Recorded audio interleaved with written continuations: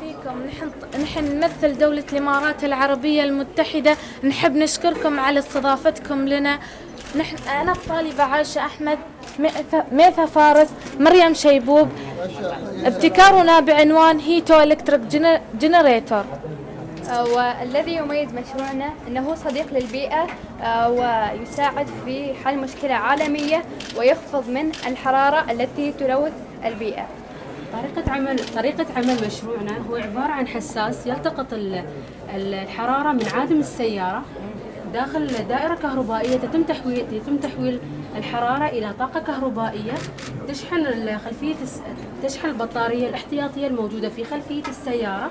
بعد نقدر نستغل الطاقة في تشغيل أجزاء ثانية من السيارة مثل المشاش، مصابيح السيارة والراديو.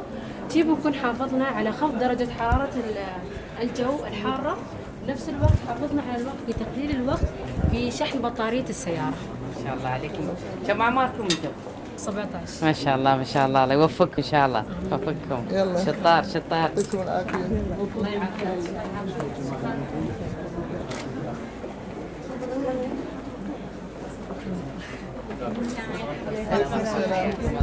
أنا صفية الجسمي، عليا ماجد ومنى الشحي من دولة الإمارات العربية المتحدة. بداية حبيت أشكركم على استضافتكم الراقية لنا، وهذا شرف كبير لنا نقابل سموكم ونعرض لكم مشروعنا اللي بعنوان حساساته. هدفنا من هالمشروع اللي هو التقليل من حالات الاغتنام اللي تصير كثير ما نسمع حالات نسيان أطفال في المركبات، لذلك فكرنا بهالجهاز اللي يحد من هذه المشكلة. هذا الجهاز يعطينا إنذار في حالة نسيان شخص في المركبة. يعمل هذا الجهاز عن طريق ثاني أكسيد الكربون، يعني بارتفاع نسبة ثاني أكسيد الكربون يعطي إنذارات ينبه الأشخاص القريبين من المركبة للتنبه لوجود شخص في المركبة، ويساعد هذا الشخص ويحل المشكلة. ما شاء الله عليكم، شطار والله. يا الله يعطيكم العافية. لحظة، هذه ذكرى إن شاء الله. حساسات. يلا موفقين إن شاء الله، من هلا عليك.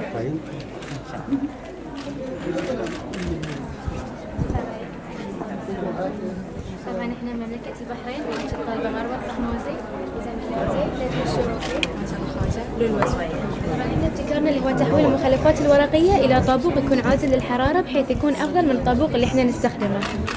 سوينا عينات مختلفة واستخدمنا النشارة والورق، وأجرينا عليهم اختبارات علشان نفحص مدى فعاليتهم. الاختبارات كانت المسامية، درجة القساوة، درجة تحمل الحرارة والحموضة. واستنتجنا أنه هو يكون مجدي اقتصاديا والقليل من استخدام الطاقة. كان هاي آخر تطوير لنا في هاي المشروع. زين، وديتوه صنعوه او شيء كذي؟ احنا صنعناه. انتم صنعتوه بروحكم؟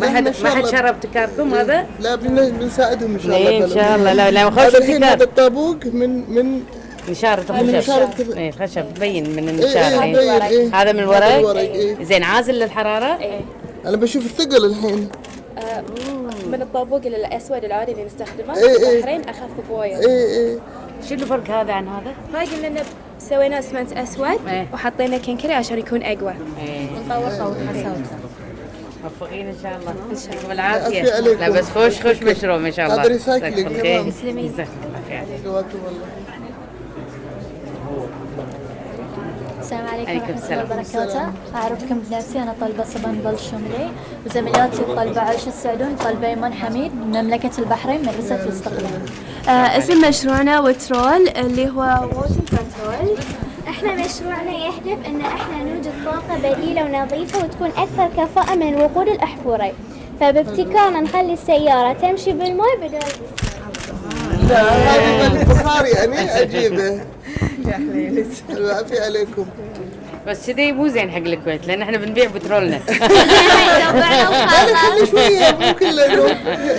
يعني ما يخالف، حطوا مشروعكم حق الخليج بس لا تطلعونا برا عشان نبيع بترولنا على العالم. يعطيكم العافية، ما قصرتوا والله صراحة. فخورة فيكم. الله يوفقكم يا رب. لا جدا صراحة متطورين. الله يوفقكم يا رب.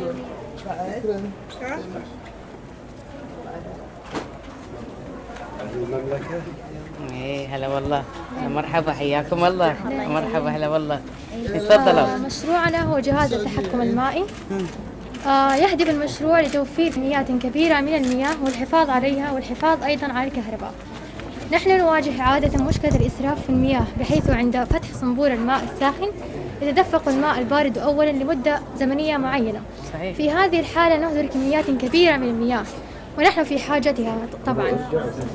فقد قمنا بإضافة ما يلي وأترككم مع صديقتي شهد. أضفنا شاشة إلكترونية للتحكم بدرجة حرارة المياه.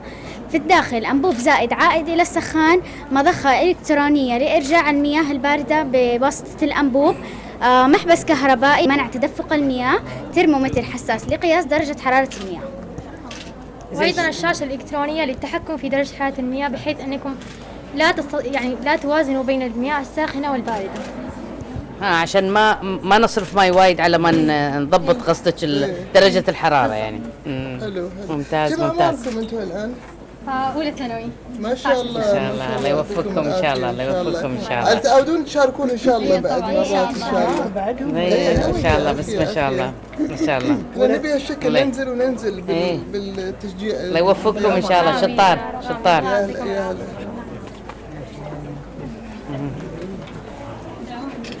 مشروعي سيارة ضد الغرق.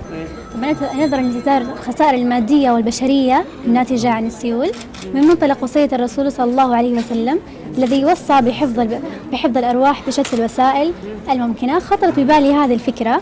فالمشروع يتكون من حساس ماء موجود في العجلات فوق العجلات الأربعة للسيارة. إذا انغمت هذه الحساسات بمياه الأمطار والسيول حترسل إشارة كهربائية إلى ما يسمى المايكرو كنترول، طاقة تحكم. بدورها حترسل إشارة إلى الكمبرسور، حيسحب الهواء الخارجي ويرسله إلى بالونات مضغوطة في حواف السيارة، بالتالي حتطفي السيارة ولا تغرق. عاد انتم ما شاء الله عندكم سيول كبيرة كم سنة الفكرة أكيد. يعطيكم العافية يعطيكم العافية. زين يعني الكوارث اللي علمتك وطورتي. ممتاز ممتاز. يعطيك العافية. وش فكرة جزاك الله خير. بس الشباب راح يستانسون عليها هذه. هم اللي كله يروحون. يعطيك العافية. السلام عليكم. وعليكم السلام. بسم الله الرحمن الرحيم. من الطالبة آلاء بنت محمد العامرية من سلطنة عمان من مدرسة بركة بن ثعلبة. قدم إليكم مشروعي المكنسة الصحية. أثبتت دراسات علمية بأن المكانس الكهربائية هي خطرة لصحة الفرد، لأنها تقوم بإعادة نثر الغبار مرة أخرى في الجو. فقمت بتفكيك المكنسة ووجدت المشكلة، ومن ثم قمت بعدة تجارب. في مجمل هذه التجارب خرجت بفلتر يستطيع تصفية الهواء من ذرات الغبار والميكروبات وإخراج هواء خال صاف من هذه الملوثات. هذه هي الفكرة الرئيسية للمشروع. وبعد ذلك أضفت أفكار ثانوية حتى تكون هذه المكنسة الصحية متكاملة. فأضفت دائرة اللمس التي تعمل على إغلاق المكنسة الكهربائية الصحية عند عبث الأطفال بها. وأيضا أضفت لها خاصية تبخير المكان باللبان. لماذا اخترت اللبان بالتحديد؟ لأن اللبان يعمل على تطهير المكان وإعطاء رائحة جميلة، والأهم من ذلك أنه يقضي على البكتيريا والجراثيم المنتشرة في الجو. يعطيك العافية. متى أول مكنسة نشتريها؟ إن شاء الله لما تتبناها إحدى الشركات بإذن الله. إن شاء الله إن شاء الله وإن شاء الله نشوفها في الأسواق، لأنه مثل ما يقول مثل درهم وقاية. احنا عاملين لجنة لدراسة الجدوى التجارية لكل المشاريع، وإن شاء الله نساعدكم على تطويرها، وإن شاء الله تكون لها تجاري يعود لكم إن شاء الله بالخير. إن شاء الله إن شاء الله إن شاء الله. موفقة حبيبتي موفقة حبيبتي. والله حلوك والله. لين أنت علمي أكيد ها؟ أيوة. أي ما شاء الله. ما شاء الله. مرحبا. سلطنة عمان. حياكم الله. بسم الله الرحمن الرحيم. معكم طالبة جوهر الوردي وإسراء العبري. طبعا بدأت رحلتنا في مشروع نظام القيادة الآمنة من خلال ملاحظتنا للحوادث المرورية المميتة التي تحدث في شوارعنا. فبدأنا نبحث عن أسباب هذه الحوادث، ووجدنا أن أحد الأسباب هي الغفوة أو الغفلة أثناء القيادة. أسباب بسيطة لكن لها نواتج وخيمة. فبدأنا أيضا نبحث في التغيرات الفسيولوجية التي تحدث في الجسم أثناء إصابة الإنسان بالغفلة أو الغفوة أثناء القيادة. كنا نبحث عن أسرع تغير، لأن الحوادث المرورية تحدث في ثواني، فكان أسرع تغير هو ارتخاء قبضات اليد. طبعا وبدينا المشروع على فكرة ارتخاء قبضات اليد. الآن نحن نعلم جميعنا بأن القائد عندما يقود المركبة بهذه الطريقة. عندما يصاب بالغفوة ترتخي قبضات يده. بالتالي هذا النظام يقوم بإصدار 3 إنذارات. أهم هذه الإنذارات صوت زائد إضاءة قوية، وأيضا رمز في خارج المركبة ليخبر المركبات الأخرى بوجود هذا السائق النائم حتى يتم الحذر منه. هذا هو باختصار فكرة الابتكار اللي هو نظام القيادة الآمنة. جزاكم الله خير، مشكورين. حلو انكم تشوفون المشاكل وتحطون لها حلول. شكرا. يعطيكم العافية. هذه جيرتنا. هلا بناتنا. هلا مرحبا، شلونكم؟ يعطيكم العافية. العافية. شلونكم؟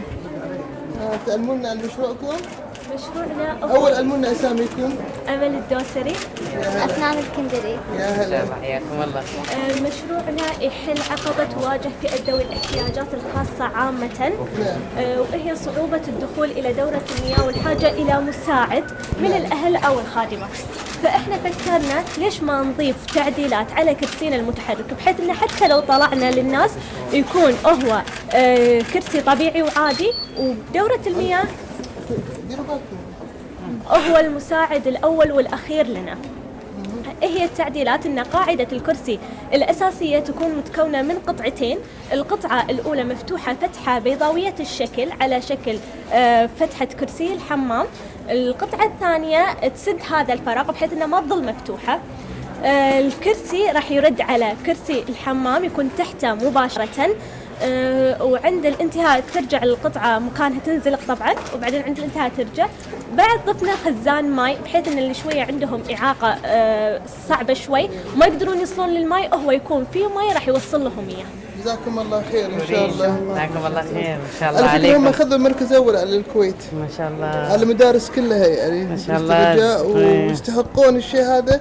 وكل التجارب اللي تشوفونها طبقت عمليا عشان يقدرون يفوزون، لازم تكون اشتغلت، فكلها طبقة عمليا. ان شاء الله عليكم، ان شاء الله موفقين ان شاء الله. عافية عليكم. حلو.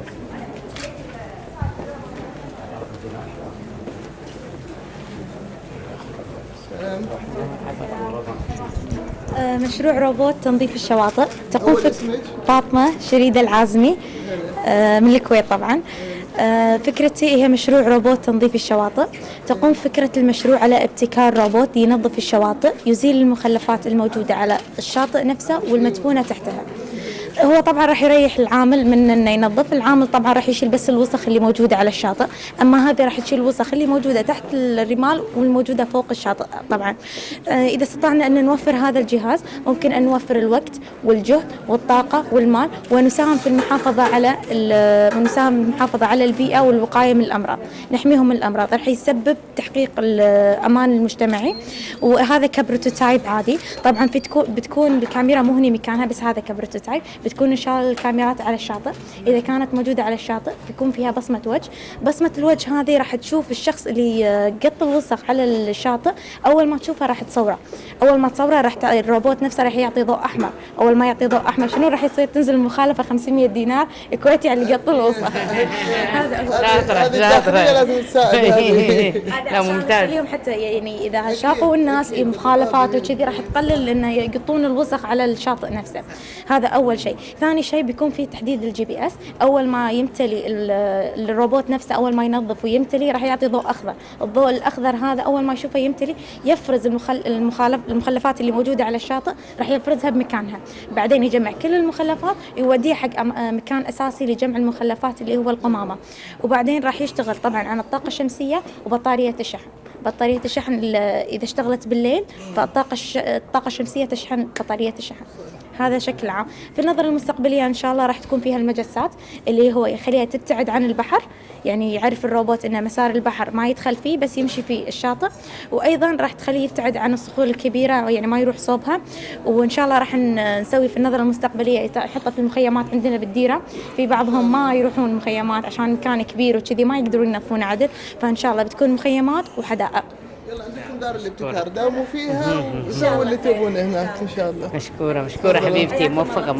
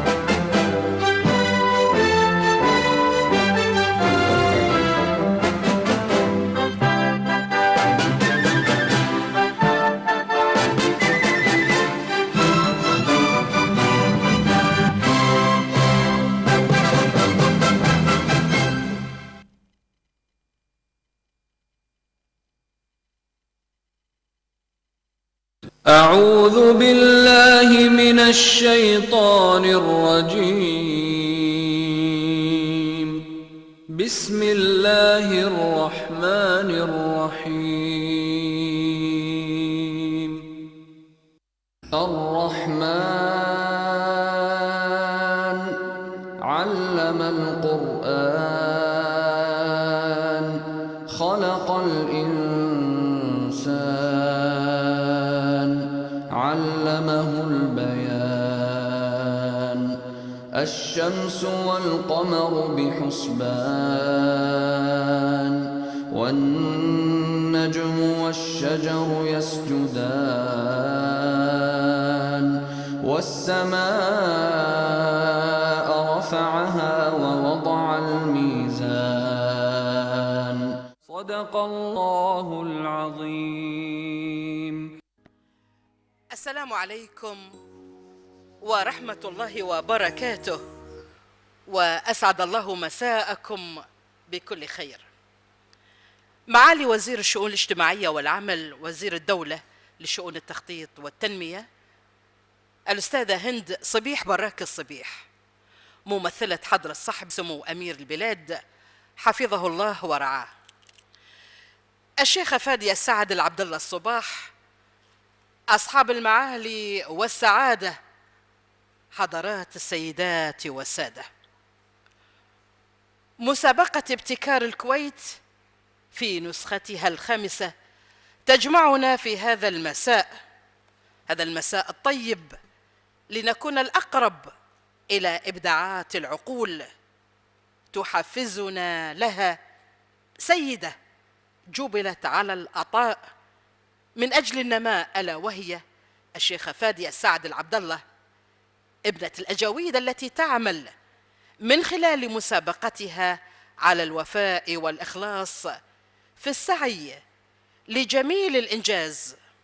ونحن اليوم نلقاكم في مسابقتها، نعتز بكم، نرحب بالأحباب من دول مجلس التعاون الخليجي، فتياتنا العزيزات، نسعى لتحقيق الأمل، والأمل الكبير يتحقق دائما عندما يتشبث أصحاب المبادئ بالحق والصبر والكفاح.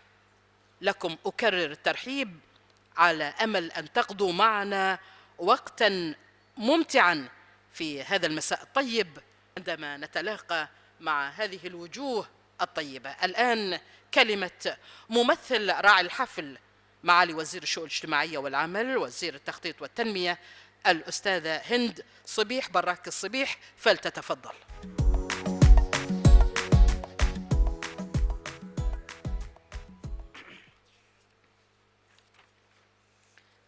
مساكم الله بالخير، والسلام عليكم ورحمة الله وبركاته. الشيخة فادية سعد العبد الله الصباح، حضرات السيدات والسادة الحضور الكرام، السلام عليكم ورحمة الله وبركاته. إنه لمن دواعي الفخر والاعتزاز أن شرفني حضرة صاحب السمو أمير البلاد الشيخ صباح الأحمد الجابر الصباح، قائد العمل الإنساني حفظه الله ورعاه، من أنوب عن سموه في حضور فعاليات هذا الحفل الختامي لمسابقة ابتكار الكويت العلمية.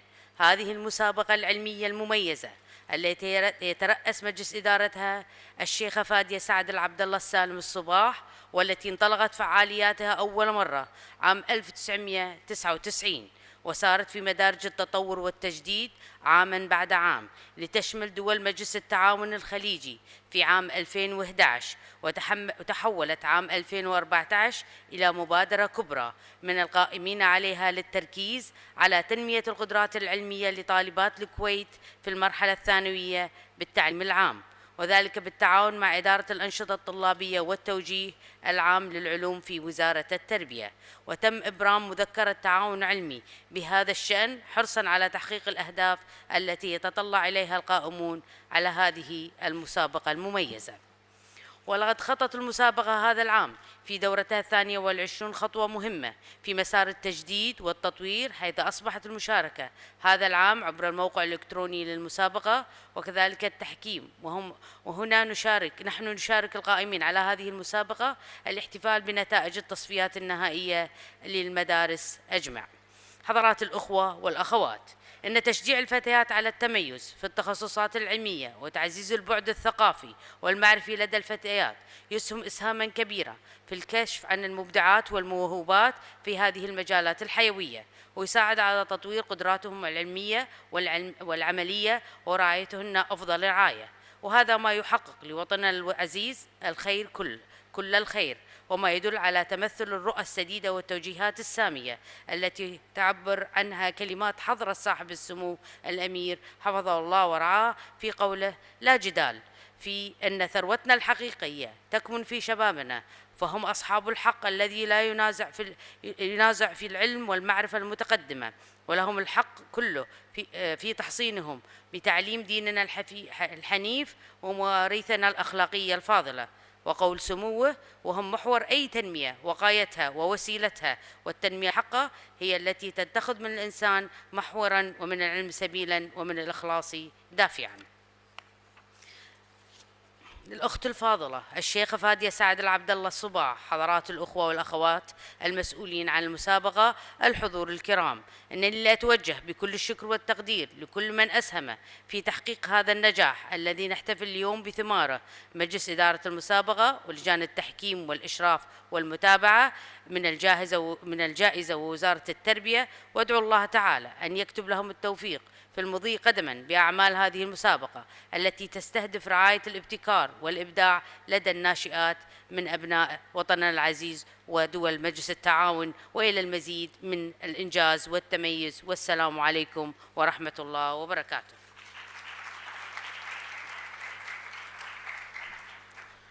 شكرا لممثل حضرة صاحب السمو أمير البلاد حفظه الله ورعاه، معالي وزير الشؤون الاجتماعية والعمل، وزير الدولة لشؤون التخطيط والتنمية السيدة هند صبيح براك الصبيح، ألف شكر. جمهور الحضور، إن المبادرة هي رؤية مستقبلية للمضي قدما نحو توجه استراتيجي، رؤية تعتمد على تشجيع المواهب. ماذا عن هذه المبادرة وماذا عن هذه المسابقة؟ هذا ما سنتابعه من خلال هذا الفيلم الوثائقي.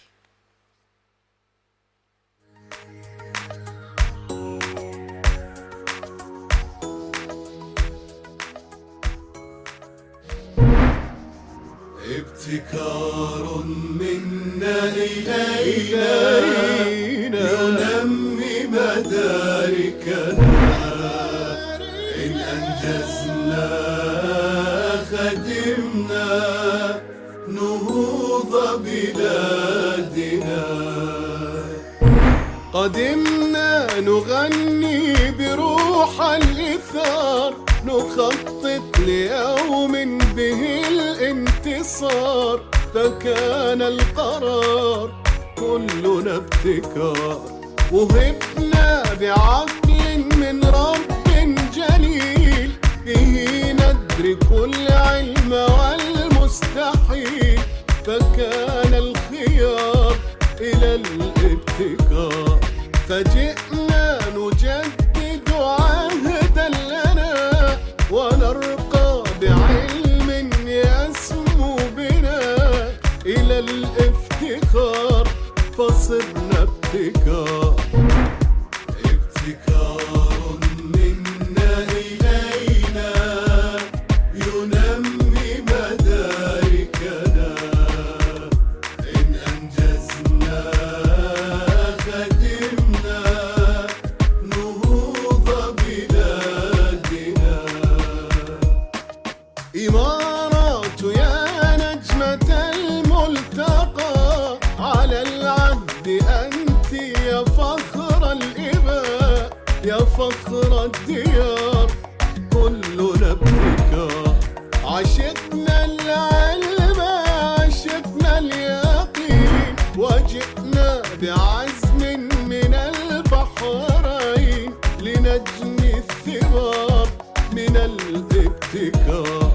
ودار حباها بنبع السلام، سعودية الخير أرض الكرام، يا أبهى دار بكل ابتكار، بها العلم يزهو بلاد الأمان، عمان المحبة أنت عمان، عمان المنار كلنا ابتكار، كويت المحبة والسدادة، بك فاق علمي كل المدى، وطن النهار لك الابتكار، فيا ربنا بارك لنا أفراحنا آمالنا، وأنت الخيار لنجد ابتكار، ابتكار منا إلينا ينمي مداركنا، إن أنجزنا خدمنا نهوض بلادنا.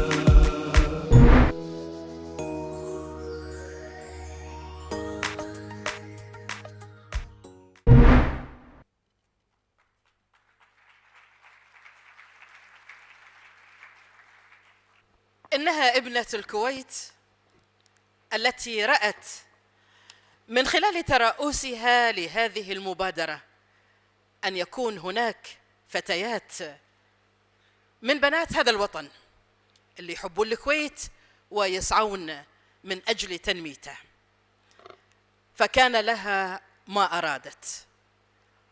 لم تقتصر على المحليات، إنما سعت إلى الإقليمية من خلال دول مجلس التعاون الخليجي، فها هن فتياتنا من الإمارات العربية المتحدة ومملكة البحرين والمملكة العربية السعودية وسلطنة عمان ثم الكويت اجتمعنا في هذا المساء الطيب لنختار من الفائز.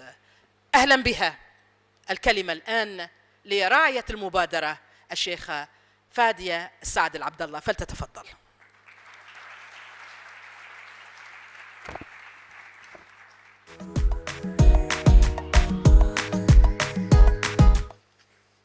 بسم الله الرحمن الرحيم، والصلاة والسلام على سيدنا رسول الله وعلى آله وصحبه أجمعين.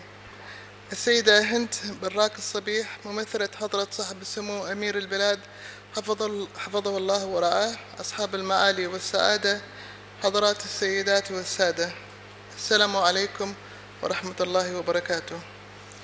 نرحب بكم في هذا الحفل الختامي لمسابقة ابتكار الكويت في حلتها الخامسة على مستوى دول مجلس التعاون الخليجي، لنحتفل اليوم بإبداعات وابتكارات بناتنا المشاركات من الكويت ودول مجلس التعاون لدول الخليج العربي، والوقوف جلياً على ابتكاراتهم وتصوراتهم المتفردة بالتميز والإبداع، والتي تعكس تزاوج التعليم بالتفكير والمهارة بالتحليل والفكرة بالتطبيق، فكانت لإبداعاتهم صدى متأصل في تطوير طرق التفكير والاستقصاء والفهم والتدبير، وكيفية تحويل المجرد إلى واقع التطبيق، وكيفية معالجة المشاكل المرتبطة بالإنسان، والمساهمة في تدليلها خدمة للمجتمع، وتأكيداً على قدرة المرأة والفتاة في المساهمة القوية والإيجابية والناجعة في تطوير مجتمعها.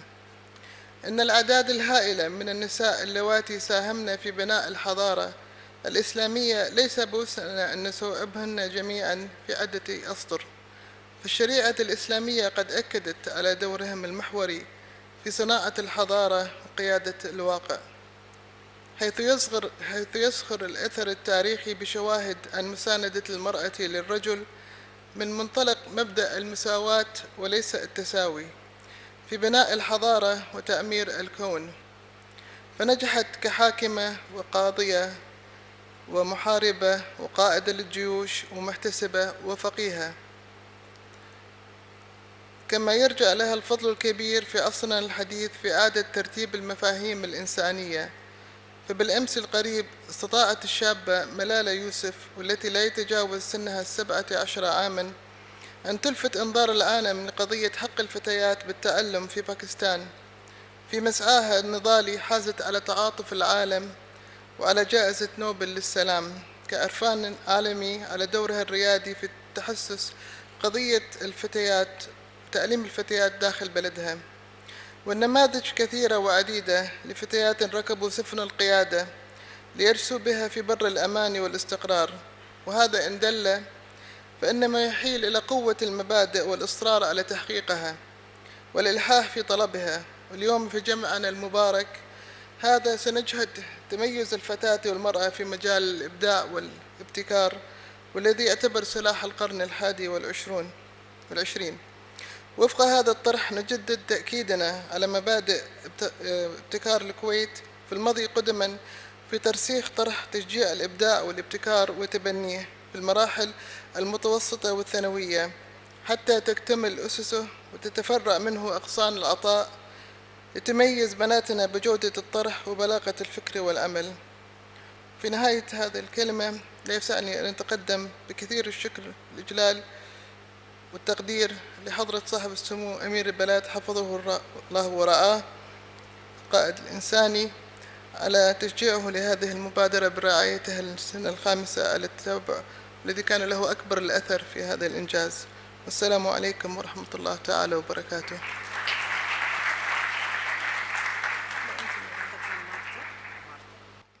يبقى الفن جزء لا يتجزأ من تراث الشعوب، جزء من محاكاة الماضي للحاضر والحاضر للمستقبل.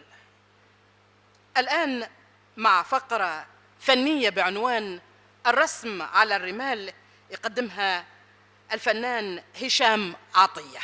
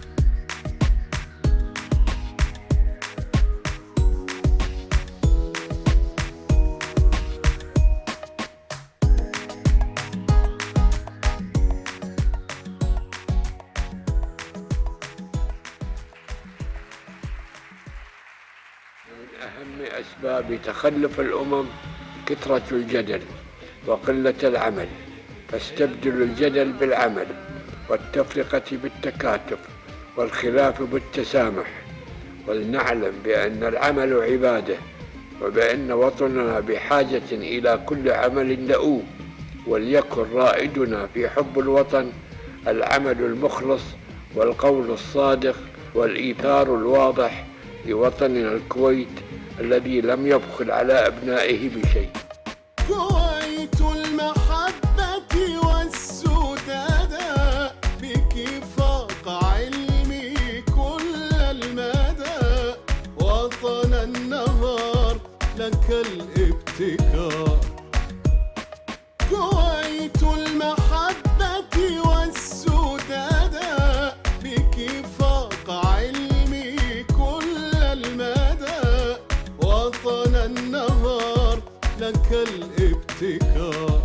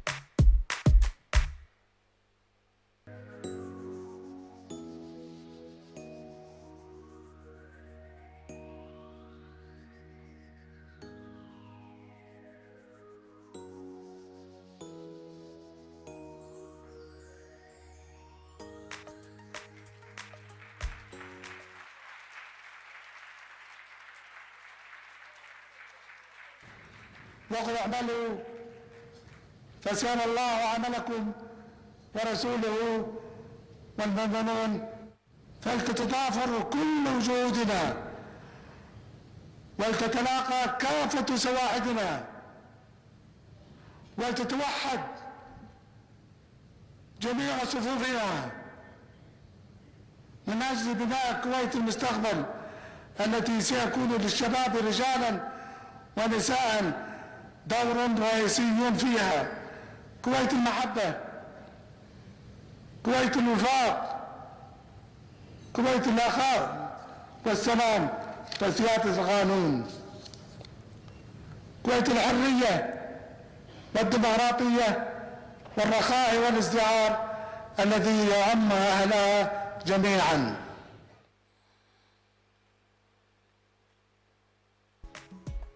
أعزائنا جمهور الحضور، الرحمة لمن رحل تاركا لنا الأمانة، هذه الأمانة التي وجدت من يصونها ويسير بها إلى العلياء. جمهور الحضور، تساهم مبادرة ابتكار الكويت في تطوير نموذج فاعل مشترك بين القطاعين العام والخاص بقصد تطوير وتحفيز أداء الطالبات وتشجيع استعمال وسائل التكنولوجيا الحديثة في عملية التعليم والتعلم في سبيل الوصول لنموذج اقتصادي تنموي أساس التجديد والابتكار. ونبقى الآن مع هذا الفيلم الوثائقي يبين لنا الجهد الكبير الذي بذل من قبل المشاركات وابتكاراتهم واختراعاتهم.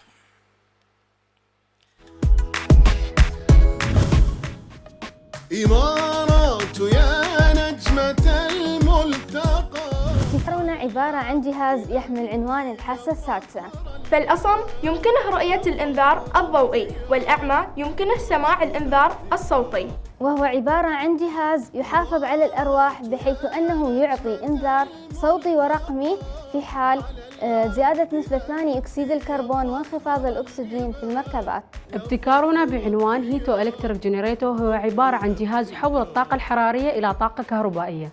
ابتكارنا يساعد على حل مشكلة عالمية والتقليل من هدر الطاقة الكهربائية واستغلال الطاقة المهدورة. وابتكارنا يساعد على التقليل من التلوث والحرارة في العالم.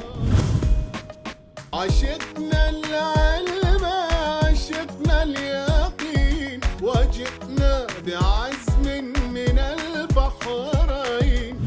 ابتكارنا تحويل المخلفات الورقية إلى طابوق عازل للحرارة، بديل أفضل للبناء، نقلل من المخلفات الورقية، نحقق عوائد اقتصادية واجتماعية وبيئية من أجل الوصول إلى بيئة ذو تنمية مستدامة. الهدف راح يكون الاهتمام بضرورة عيش الفرد في بيئة نقية بعيدة عن الملوثات اللي تسبب الاحتباس الحراري.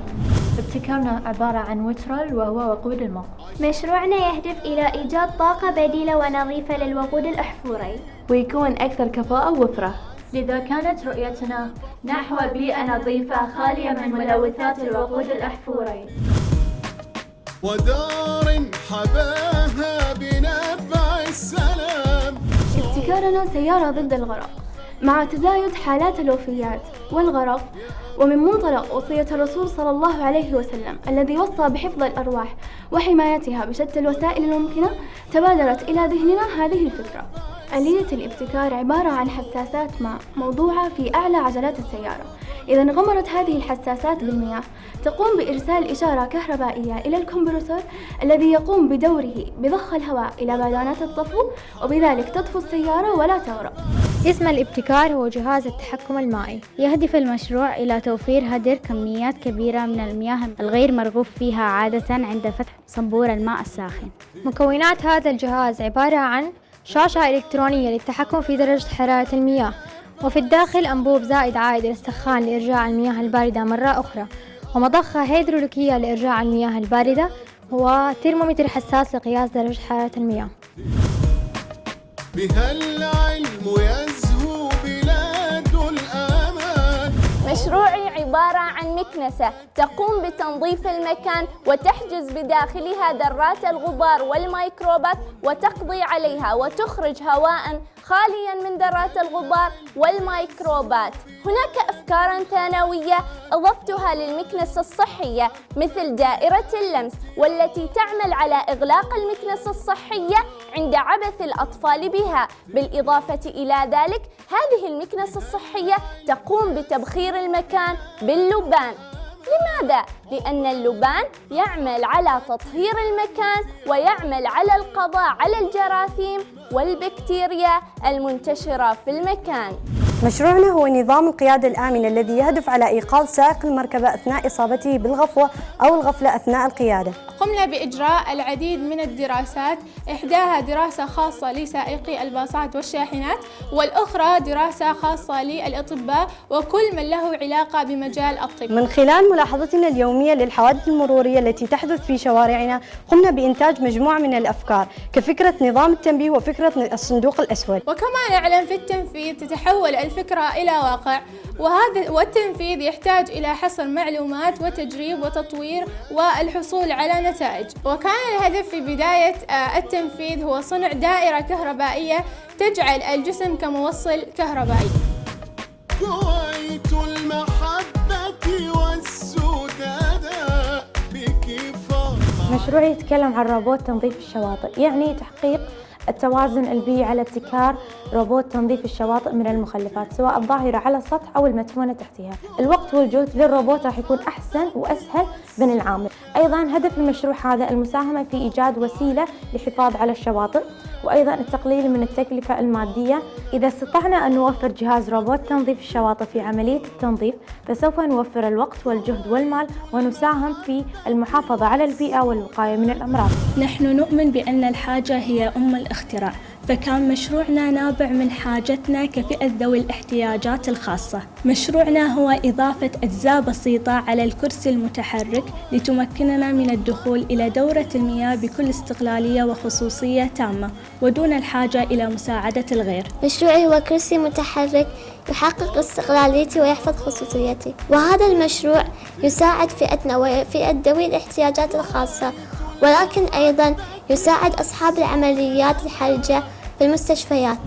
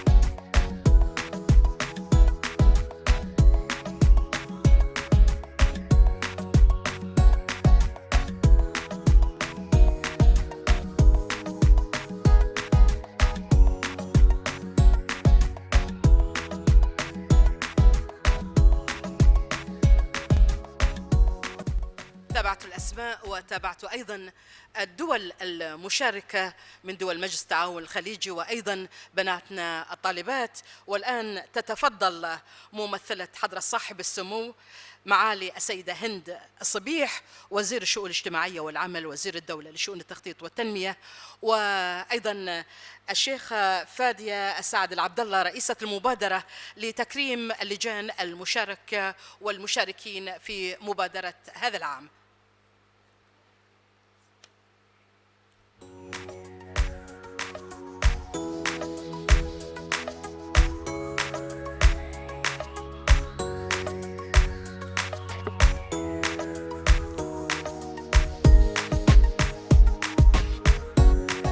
ما أجمل أن نقول شكرا لهؤلاء الذين سهلوا لنا الأمور لنحصل على ما نريد في ديرتنا الحبيبة الكويت.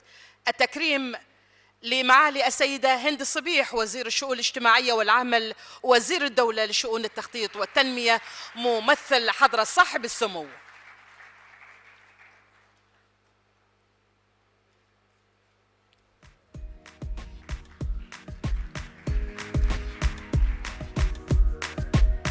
التكريم للأستاذة مارتا بوني فرتني مدير تنفيذي في المركز الإقليمي للبيئة.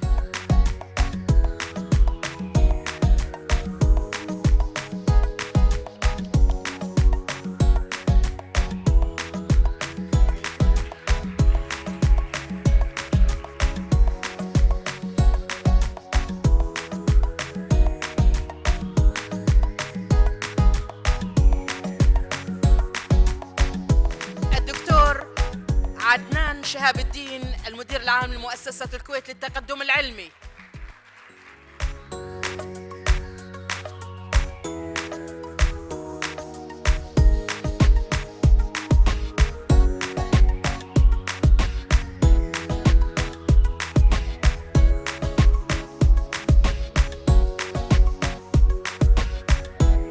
الأستاذ يوسف مصطفى الوكيل المساعد لشؤون التلفزيون وزارة الإعلام.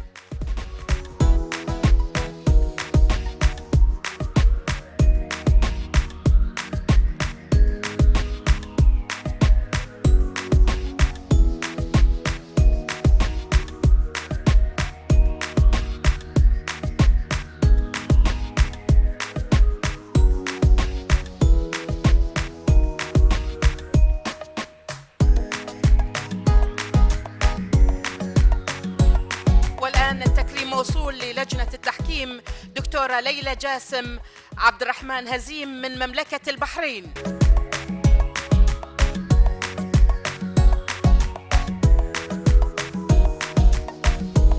الدكتور صالح بن عبد الله العبد الكريم من المملكة العربية السعودية.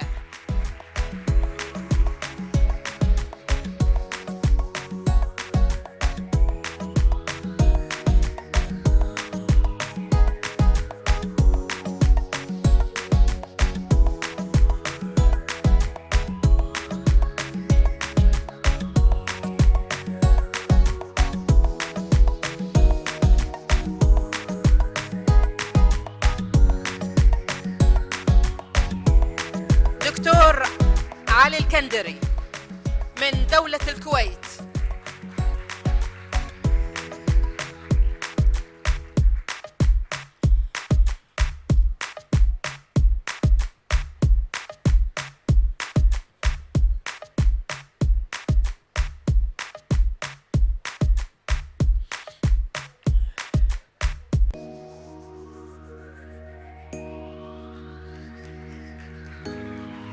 الأستاذة بتول عبد الرسول هندال من دولة الكويت.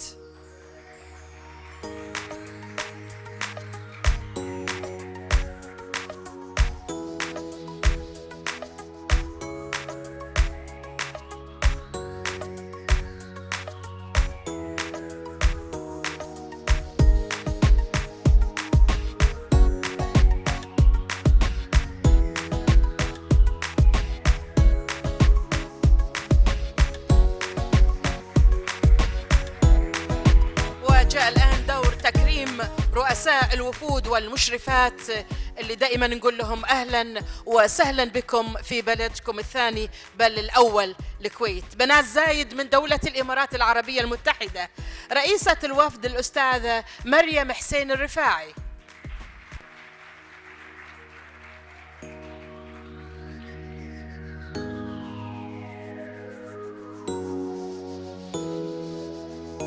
أيضا الوفد مرة واحدة المشرفة الأستاذة عايشة محمد أحمد شرفو والمشرفة الأستاذة نورة سعيد الشحي.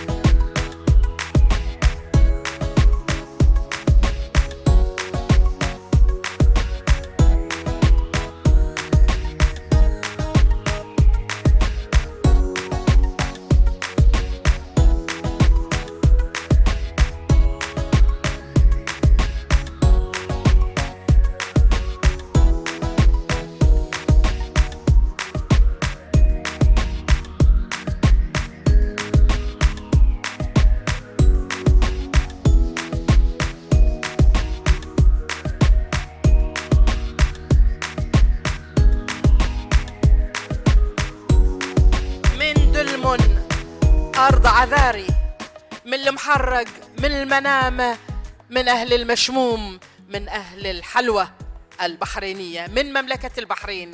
رئيسة الوفد الأستاذة مريم موسى علي محمد، المشرفة الأستاذة إيمان عبد الحميد زيداني، والمشرفة الأستاذة حنان إبراهيم خليفة السعدون.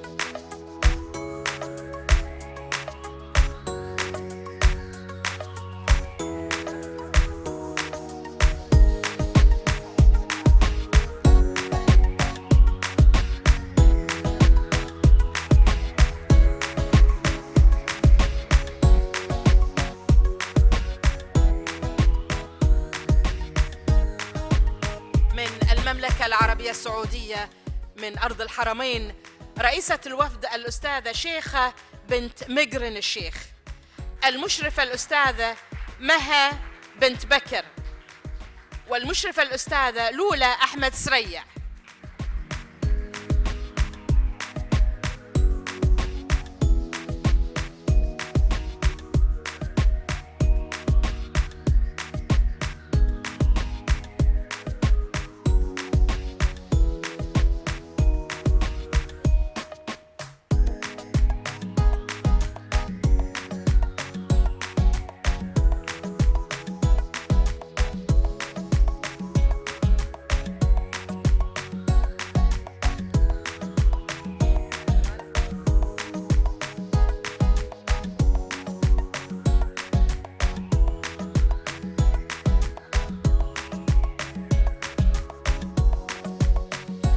من سلطنة عمان من أرض ماجان، تحية للسلطنة ونهنيكم بسلامة عودة السلطان.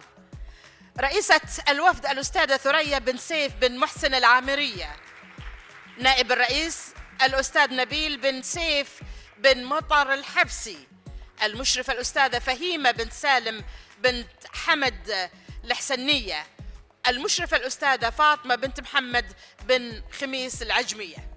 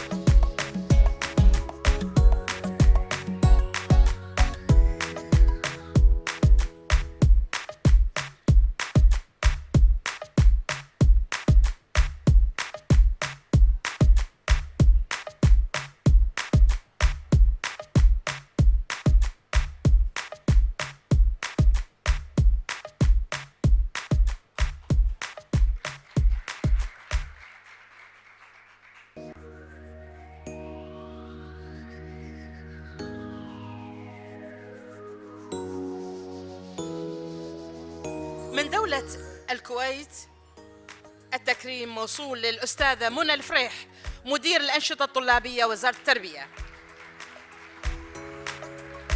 المشرفة الأستاذة إيمان صادقي، المشرفة الأستاذة ذكرى سيجري.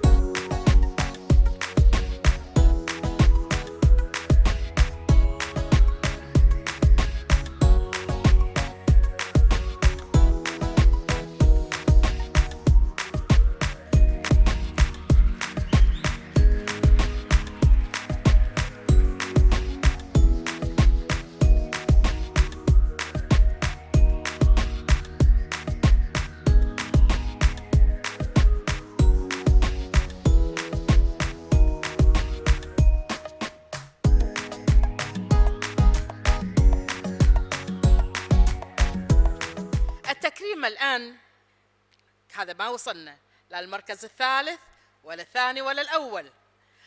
أصالت المشروع من دولة الإمارات مدرسة جلفار للتعليم الثانوي، مشروع الحاسة السادسة، علياء ماجد الكهوري، صفية حسن محمد الجسمي، ومنى علي مالك الشحي. أسرع. تكريم للمشاريع أيضا اللي نالت على إعجاب لجنة الحكم. إمارات يا نجمة الملتقى، على العهد أنت يا فخر الإباء، يا فخر الديار كلنا ابتكار.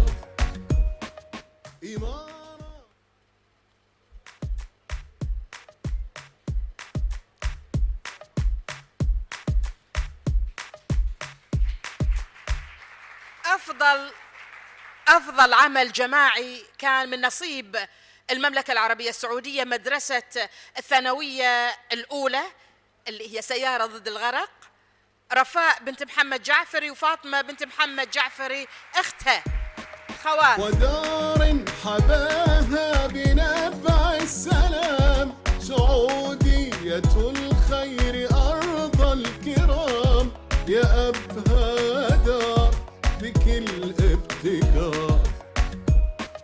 ودار حباها بنبع السلام، سعودية الخير أرض الكرام، يا أبها دار بكل ابتكار. ودار حباها بنبع السلام. أفضل عرض شفوي من سلطنة عمان مدرسة بركة بنت ثعلبة اللي هو المكنسة الصحية، آلاء بنت محمد بن راشد العمري. بها العلم يزهو بلاد الأمان، عمان المحبة أنت عمان، عمان المنار كلنا ابتكار. بها العلم يزهو بلاد الأمان، عمان المحبة أنت أفضل مجسم من مملكة البحرين مدرسة الاستقلال الثانوية، تحويل الماء إلى وقود، إيمان حميد خليفة عباس، عايشة عدنان السعدون، وصبا نضال الشوملي. عشقنا العلم عشقنا اليقين، وجئنا بعزم من البحرين، لنجني الثمار من الابتكار. عشقنا العلم عشقنا اليقين، وجئنا بعزم من البحرين، لنجني الثمار من الابتكار. عشقنا العلم عشقنا أفضل مشروع يخدم المجتمع من دولة الكويت مدرسة الفحيحيل ثانوية روبوت تنظيف الشواطئ، مدرسة الفحيحيل الثانوية، فاطمة شريد العازمي. عاش المحبة والسدادة، بك فاق علمي كل المدى، وطن النهار لك الابتكار. كويت المحبة والسدادة، بك فاق علمي كل المدى. أفضل بحث كتابي من دولة الإمارات مدرسة نورة بنت سلطان للتعليم الثانوي، عايشة أحمد بن محمد بن عامر شميلي، مريم محمد سليمان شيبوب الشميلي، ميثاء فارس أبو الريش. يا فخر الإباء، يا فخر الديار كلنا ابتكار. إمارات يا نجمة الملتقى، على العهد أنت يا فخر الإباء، يا فخر الديار كلنا ابتكار. إمارات يا نجمة الملتقى، على العهد أنت يا فخر الإباء. أما بالنسبة لأفضل ملصق فكان من نصيب المملكة العربية السعودية مدرسة سمو الإنجال الأهلية. مشروع جهاز التحكم المائي شهد بنت محمد الحازمي ولجين بنت أمجد مغربي. الكرام يا أبهى دار بكل ابتكار، ودار حباها بنبع السلام، سعودية الخير أرض الكرام يا أبهى دار بكل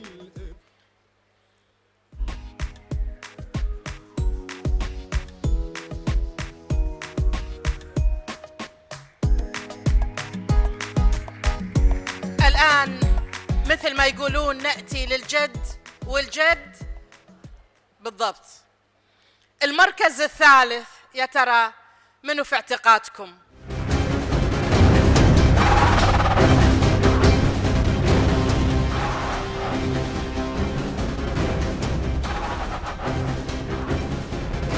دولة الكويت مدرسة الرجاء. مشروع كرسي متحرك يحقق الاستقلالية ويحفظ الخصوصية. بك فاق علمي كل المدى، وطن النهار لك الابتكار، كويت المحبة والسوداء. أمل مقيم جار الله الدوسري وأفنان ناصر يوسف الكندري.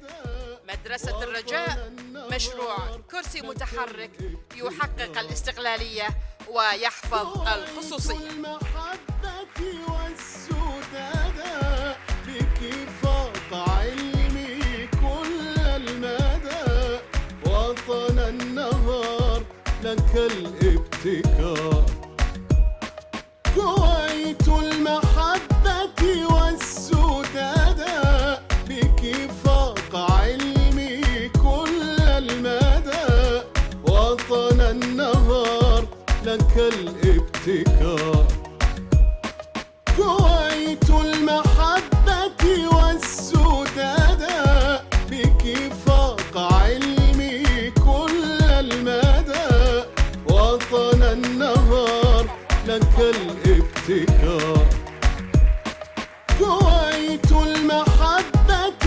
والسوداء، بك فاق علمي كل المدى، وطن النهار لك الابتكار، كويت المحبة والسوداء، بك فاق علمي كل المدى، وطن النهار لك الابتكار.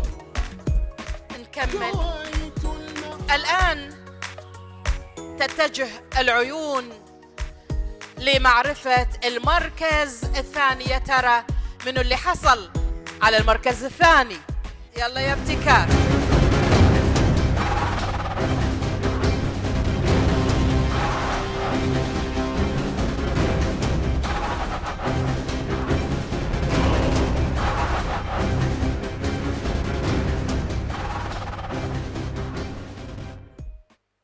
يا عين.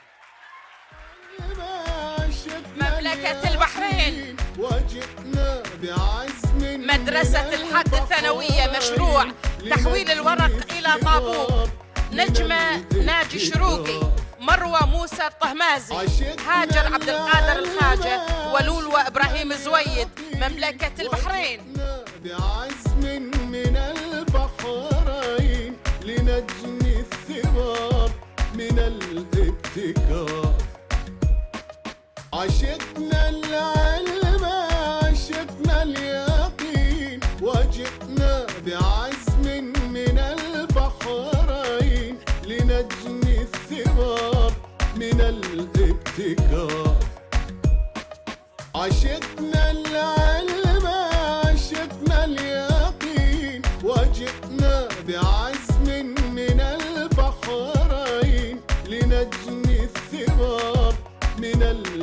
ابتكار. عشقنا العلم عشقنا اليقين وجئنا بعزم الله من يحفظكم البحر. الله يحفظكم الله يحفظكم.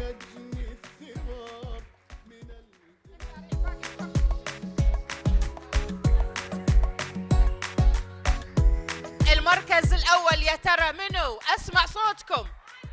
وين؟ والنعم على راسي غيره. منو المركز الأول؟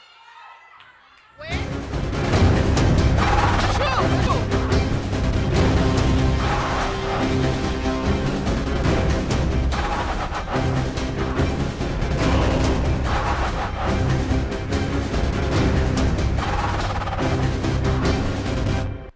شعرنا سيف بهالعلم يزهو دايما بلاد الأمان.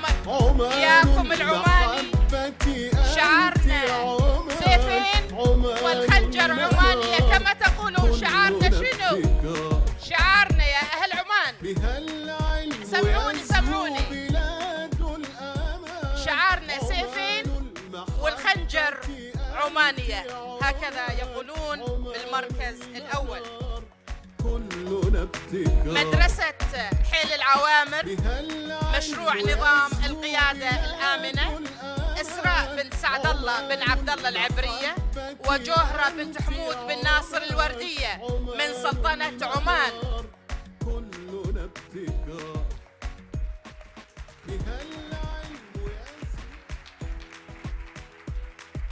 ألف مبروك للفائزات بالمراكز الثلاث وأيضا بأفضليات المشاريع.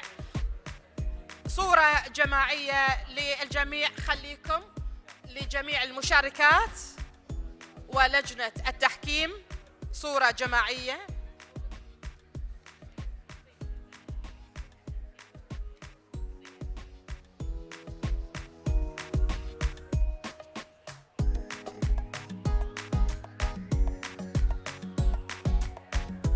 تفضلوا البنات المشاركات أسرع شوي.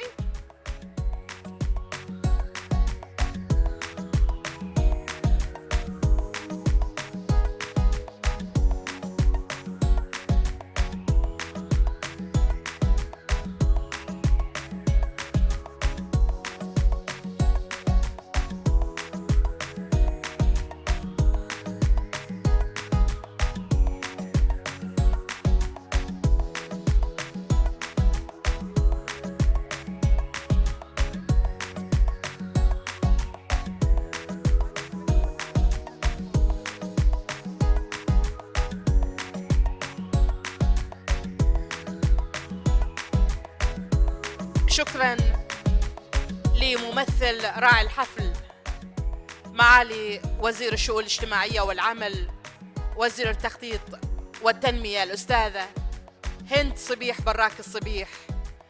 شكرا لراعية المبادرة الشيخة فادية السعد العبد الله الصباح. شكرا لأصحاب المعالي والسعادة وجميع الحضور الذين تواجدوا معنا في هذا المساء الطيب. شكرا للمشاركات من دول مجلس التعاون الخليجي، من دولة الإمارات العربية المتحدة، من مملكة البحرين، من المملكة العربية السعودية، من سلطنة عمان، من دولة الكويت. ومبروك للفائزين بالنماذج الاختراعية.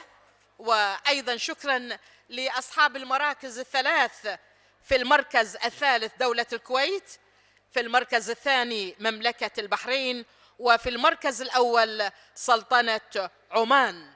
أهلا بكم ونسعد دائما بالتواجد معكم.